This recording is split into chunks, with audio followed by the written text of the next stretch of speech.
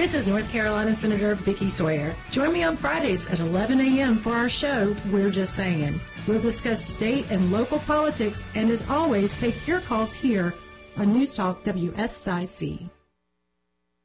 The following is a paid program and does not necessarily reflect the views of WSIC. I want to see the kind of industries that are opening up. This is Local Biz Now with Joe Vagnone, where your business matters. Local Biz Now. You have to determine what is working, what isn't working. Joe Vagnone is a respected business broker, helping individuals buy and sell businesses.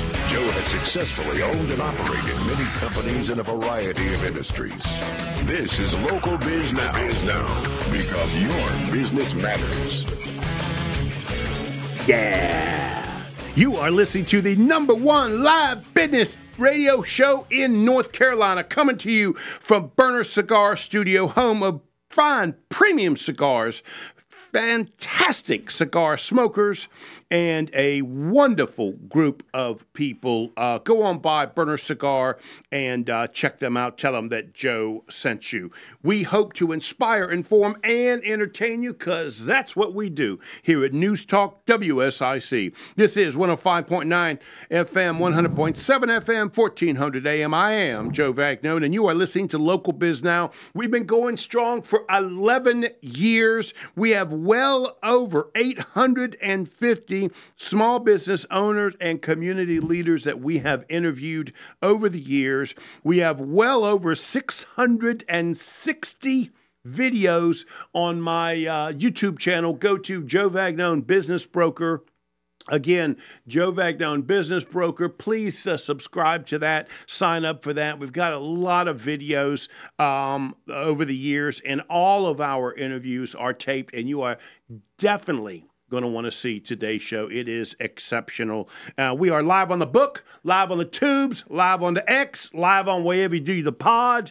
Feel free to see us. I am monitoring Facebook here on my computer, so if you want to say something, chit-chat or whatever, we'll try and get you on the show. And, of course, Julie is monitoring Facebook as well, because, as you know, if you have heard this show before, everybody needs Julie. And, of course, if you know, every month we have a new co-host. This month is an old hat, even though he's new this month. He's a buddy of mine. He's been with me for years. Most of you that know me know he's one of my favorite people, Chris Villani. He is the founder and owner of Rise of a Super Athlete. He is the one person, my go-to guy, whenever I need some advice and experience. And Chris, thank you, my friend, for being on the show, buddy. I love it. This is great. I can't wait for our guests, too. So it's funny you say that, because I know what Julie did today. Julie knew very well that you are one of my favorite people on the planet. She also know that Rebecca, who we're going to have on in about 15 minutes, I'm going to pull her on a little bit early. Nice. I just absolutely, really adore all of the things that she does and says, and she excites me and motivates me, inspires me the same way you do. So I'm going to tell you this. Anybody who's listening or watching on the book right now, hang on, because today's show is going to be full of inspiration, motivation, excitement, and I'm going to have to, I feel like I'm going to be holding on the reins as you two thoroughbreds are running down the court. Oh, it'll be great. And we'll just take this conversation any way you want to go. But the truth is, Chris, you are my go-to guy, because when it comes to inspiration and motivation, you just seem to be able to push people in directions and in areas that other people kind of miss. Yeah. Why would you say that is the case? Because you know, I'm a positive guy, right? But talking to you, you're able to sort of mentally move me to the next level. What is it that makes you a little bit different than, say, some of the other people that I talk with? Well, the difference between, I think, between what I do and other people do is I look at people for owning their own area and their own space. I don't believe in positive thinking all the time, because I think sometimes life's going to be hard. Life is undefeated. So we got to look at people and understand, where are they currently at? What do they want? But let's do this. How do we can be a co-author in life? So it forces me to understand who that person really is, understand what they do, why they do it. And then we design something that is so fun where they go, oh my gosh, even on my toughest day, I'm winning or I'm growing or I'm doing something. And that's the most beautiful part. For me, it's watching someone, who I've worked with who comes back later and says, you know what, I went through this moment. I remember what you said. I came back and I made it happen. And I have, clients that do this. I have parents who will text me. I had actually a client, parent who reached out after about 6-7 years of working with his son and said, I want you to know, you helped me out over here. You helped my son do this thing for college football. We still use your stuff every day. Thank you very much. And this is out of the blue. Right. And that's because it's impressive. not just sports, right? Yes. I mean, sports is sort of the beginning conversation that we have with you. Yes. You are an expert, and I do mean a true expert when it comes to college and high school athletes. Right. Chris is the man. Let me tell you that. If you've got a son or daughter who is doing any kind of sports and they desire to do more, yes. Chris is the man that can help you do that. Yeah. He will help them take their mindset from good to exceptional. Right. With this intentional move like Right. that. You specialize in handing these kids, right? This intentional direction. Right. And I've watched it happen in my family. Yep. My son, one of my first texts was to you. Yes, right. When my son got the North Carolina record That's for amazing. deadlift. Congratulations, CJ. Yeah, that's right. CJ, you're the man. My son picked up 661 pounds and is holding the North Carolina deadlift record. Nice. And the first thing I do, right after I wipe the tears from my eyes, right? You know what I mean? Proud dad. Like I can't believe this That's happened, right? Is text you. Yeah. Hey, dude, can you believe this? Yeah. Because you were one of the first people that he told us what he wanted to do, and I wanted to laugh at him. And you looked at me and said, hey, man, don't laugh. Yeah. That's great. Yeah. CJ, how you going to get there? That's right. That's the two things I was looking for. We were actually having cigars at your house. Yeah, that's right. By That's the exactly lake and right. stuff like that. And his mindset was one that showed me that no matter what, I'm going to make it happen. And You have a saw big enough that. reason. Yes. I didn't. Yes. I thought it was, come on, man, you're not going to get there. Well, when you know? work with enough people, a lot of people play a big game, they'll talk a big game. Right. But when you work with enough, and over the years, you start finding out who's actually really in it and who's not. This is what separates, like, anyone we look up to. Well, look at Simone Biles right now. Right. And this is a conversation you and I actually had a few years back with Simone Biles when she, said, look, That's I'm right. not ready for it. That's and I right. said this was a good thing for her. You and Tracy beat me up over that. I was saying she's going to come back. She's going to reset because she knows herself well enough. And this is the beautiful part. When you work with somebody and understand it's a two-edged sword, because part of them is like told they never should give up. They feel like they're giving up, or I'm a failure, or I didn't make it. But going into something's you're never going to succeed well enough that way. You have to go into something going, okay, great, that happened. What do I need to do now to get better? It could be rest. It could be this small, simple thing. But once you learn how to refocus, understand what your goal is, and design ways so you know you're winning, not at the end, but now, that is where the journey happens. And she was able to do that.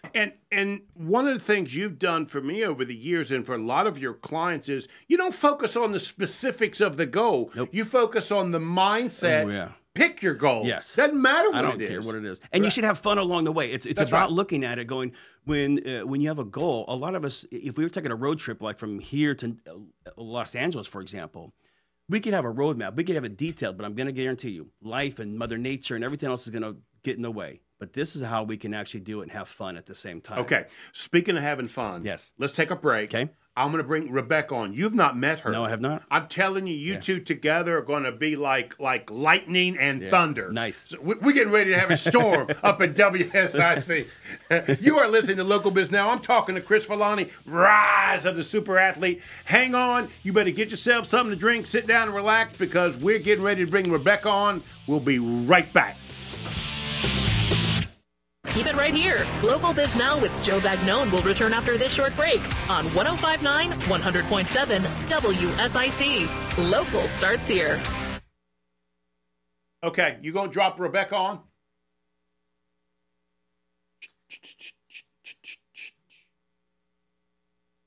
Rebecca! What up, Joe? Good Hey, to young see lady, you. how are Good you to see ya. feeling? Oh my gosh, listen, it has been a journey, but I am upright, so Got no complaints. Got no complaints. So I've been dying to get you on the show for what, like a year, I know. And so it's been a journey, man. It's been a journey. I'm so sorry. I'll tell you what's so funny is Julie knew I was dying to get you back on the show, right? I saw one of your videos. I really wanted to talk to you about it, and you got sick.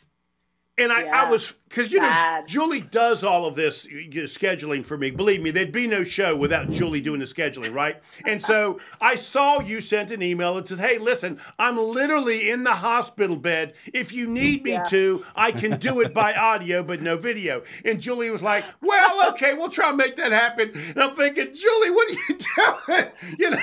I mean, God bless both you women, but, I don't need to see Rebecca that bad. We're tough cookies. I true story, hand to God. My surgeon was like, all right, listen, here are your odds. And my thought is, all right, well, I got 6 days before my next gig. I love what I do so much, right? I got 6 days before I got to be on stage. So I looked at him dead in the eye and said, you got to get me out of here in 5 because I got to be on the plane. Nice. And his response was, Rebecca, you need to be calling your family right now, not your client. Not worried about being on Joe's show and getting back up on stage. Well, I love that Julie was doing her best to get you on the show, but I was like, come on now, ladies, we got to shut this down now. So I'm glad you're here. When you love what you do, you love what you do. I'm glad to be here. I'm super grateful to be here with both of you, Joe and Chris. It's an honor. So, okay, we got about 30 seconds, and then we'll come back live. Cool, let's do it.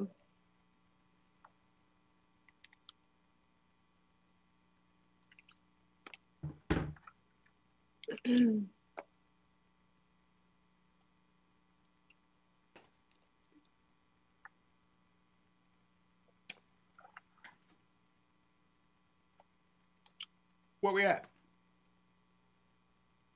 Okay. Now more Local Biz Now with Joe Vagnone on 105.9, 100.7 WSIC. Local starts here. Yeah, you are listening to the #1 live talk business show in North Carolina, home of the Burner Cigar Studio. We thank you all. We hope to inspire, inform, and entertain you, because that's what we do here at WSIC. And today, I'm telling you, hang on, because we've got one heck of a show. Two of my favorite people on the planet are here. I've got Chris Villani. He is the founder of Rise of the Super Athlete. He is the one person I go to for personal matters and personal inspiration and motivation. Chris, my friend, thank you so much for being here. Absolutely love it. And I have Rebecca Heiss. Some of you should remember her because she was on the small business event that we did 2-3 years ago, I think it was. It's been a minute. We were introduced by my good friend Chuck Gallagher. That's right. That's right. Yep. And I needed a keynote speaker, and he said, I don't think you're going to get her, but if you can get her, she's fantastic. I said, give me the phone. I'm going to call her. I thought I was going to have to give Rebecca this hard sales pitch. She said, Joe, I'll be happy to do it. That sounds great. And Julie and I have been following your videos ever since then. Rebecca, thank you so much for being here. Thank you. It's always a privilege to be able to give back to the community a little bit, and you do such a fine job with your show. So it was an easy ask. So the last time you were on the show, you spoke about fear less, right? Right. And it was this empowering, inspirational conversation that a lot of people really liked. Because of that, Julie started following your videos, and then she would send them to me, right? And then I started following your videos. And about 7 months ago or so, 6-7 months ago, I saw one of these videos that I thought, this is just awesome. I got to get Rebecca back on the show. And that's when I was trying to connect with you. If I remember correctly, The video had something to do with you were prepared to apologize for all women that that I'm sure all women were apologizing to me for treating me so poorly and how you had put men in such a difficult position. How am I doing describing that video? If you want me to recap it, we can go there. Yeah. I did a TEDx. I mean, this was the theme of my TEDx was basically that as we've cheerleaded women into positions of traditional masculine power, right? We're in leadership positions. We're obtaining more degrees. We've got more money. We haven't done the same for men in the realm of feminine power. Right. And so the whole idea was if we're going to cheerlead women up, which we should be, we also need to be cheerleading men alongside us. So, I sensed it as an apology. You were close. Yeah, not exactly an apology. I'm not saying sorry. I'm saying let's do both. Let's do better for all genders. All genders. Yeah. And Chris, now you see why I love Rebecca so much. She's a good sport on this. So Rebecca, tell people that are listening, what is it you actually do? Because you are a doctor, right? I am, yeah. And what I want people to know why I just adore her is these are not just her opinions. She does detailed research and analysis on this stuff. This is just not somebody deciding on a Tuesday to tell you what she thinks on these videos. It really is a lot of information that you do research on.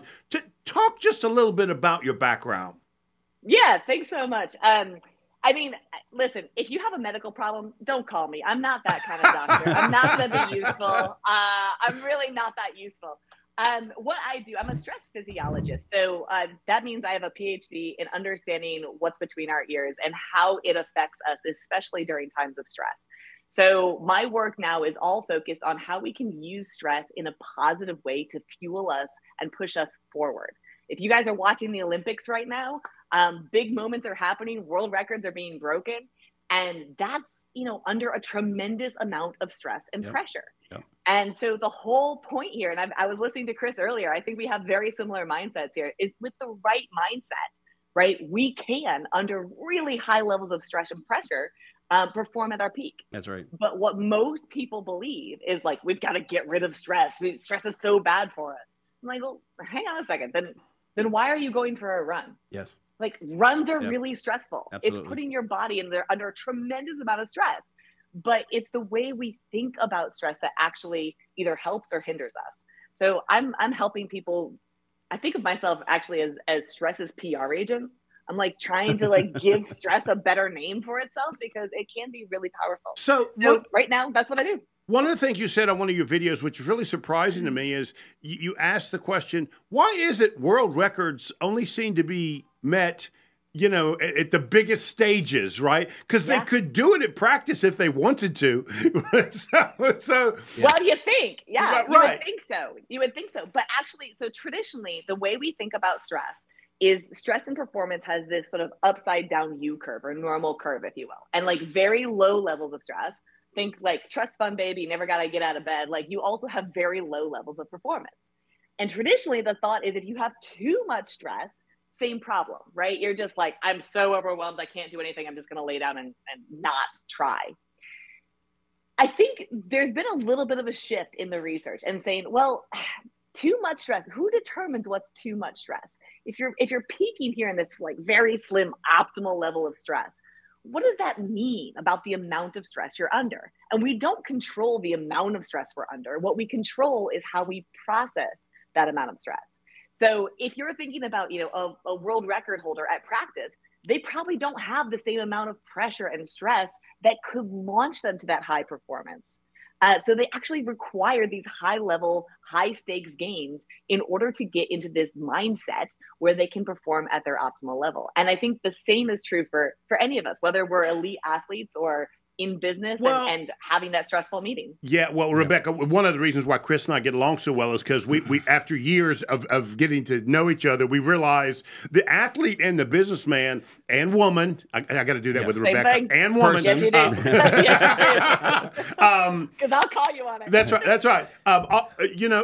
There are these peaks. There's these levels of intentional disciplines that they're similar. Yes. I want to go back to stress because I experienced a stress I've never experienced before in my life. And my son just set a North Carolina powerlifting record, or actually deadlift record. Nice. Well, the stress that he was under, he used exactly for what you described, because he had never lifted 661 pounds before, but he said, Dad, I'm going to do it now. But as I'm watching him, Rebecca, it was the most stress I've ever felt in my life. It was a stress I've never felt before. I told Chris I would have rather try and pick up 1,200 pounds than go through the stress of watching my son pick up. Yeah. How do you define the differences of stress? Because that, to me, that was a completely different type of stress. Absolutely. I'm so glad that you asked that, because the exact same thing in our body happens when we are under extreme levels of excitement and extreme levels of stress. So what you were experiencing there might have been excitement, Joe, but in your brain, you're going, oh my gosh, I'm so stressed out because I can't control what's about to happen. We only get stressed out when we feel like we don't have any control. Oh, you're right. I had no control over that. You're right about that. You have no control. So here's the trick. The flip that you can do is your body's having this experience. And the thing that you get to control is, am I excited about this or am I anxious about this? Exact same hormones. The only difference is the interpretation. So if you say to yourself, I'm so excited, you can be excited for your son and not experience the stress. So that's the biggest shift. That's the game changer for people, is transforming Chris, that stress energy. You got Chris thinking here. There's a couple of things that she's talking about. One is you naming the stress. That was the one thing you just said a second ago. The second is a reframe. So if I'm doing something, it's instead of like, oh my gosh, I got to go do this workout or I got to do this business meeting. Oh, I get to. And when you really look at it, and then you start going, in fact, this is my topic for next week. We'll be talking about this. It's how you look at it is different. I do Spartan races, and I do them because I want it. And I always tell people, I'm not worried about winning any trophies. What I'm curious about, it's me against me. Today I did 3 miles on a trail today, and and I threw on some Tom Brady stuff, and I was just listening to him because I think he's got an amazing story of where he's at. And it's people are like, well, are you competing with anybody? No, because Michael Jordan never competed against anybody except for himself. You look at the best of the best, and we only feel good, even on our worst days, if we can look in the mirror late at night and go, okay, it didn't go the way I wanted to, but I learned, or I grew, or I pushed myself, or I don't care how small it is. Ownership. And I think one of the sad things is for most people is they only can feel good when something big happens, and that sucks. You nailed it. You nailed it. I mean, there's 2 things that I just heard that you said that I think are so important. So I want to re-emphasize them for people listening. The first is competing against yourself. Better today than I was yesterday. Yeah. Because the reality is there are no competitors. There's no competition. There's no competitors. You don't get to control them, right? They're going to push as hard as they want to push. And so the only thing you get to control, the only thing you get to stress out about is you. Right. And that's a gift, right? Absolutely. You can have worthy opponents and worthy rivals, and you can try and train and be better than them. But that's really, it's about you. It's about how you show up that day. And the second thing you said is that trajectory. I talk about this 3-stage thing for defining stress, reframing stress. But the trajectory is the third part, and it's setting these small micro goals along the way. Yes. We're talking about enjoying the journey. That's right. Like, forget about the big goal. The big goal is out, like it's pushed out. Maybe you'll achieve it, maybe you won't. It doesn't actually matter. It's really that everyday movement that sets you on the path towards it, because fear is really good at convincing you, like, sit in one spot. You know the outcome. Rebecca, we got to take a break. It's very clear. Go. Let's take a break. We got to make a few dollars. This is a business show. We'll be right back. We'll return to more of Local Biz Now with your host, Joe Vagnone, after these messages on 105.9, 100.7 WSIC.